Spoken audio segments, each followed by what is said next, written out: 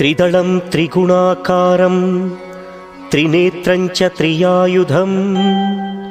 त्रिजन्म पापसंहारं एकबिल्वं शिवार्पणम् त्रिशाखैः बिल्वपत्रैश्च अच्छिद्रैः कोमलैः शुभैः तव पूजां करिष्यामि एकबिल्वं शिवार्पणम् कोटिकन्या महादानं तिलपर्वतकोटयः काञ्चनं शैलदानेन एकबिल्वं शिवार्पणम् काशीक्षेत्रनिवासं च कालभैरवदर्शनम् प्रयागे माधवं दृष्ट्वा एकबिल्वं शिवार्पणम् इन्दुवारे व्रतं स्थित्वा निराहारो महेश्वरा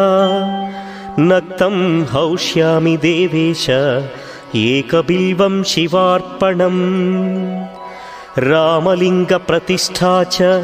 वैवाहिककृतं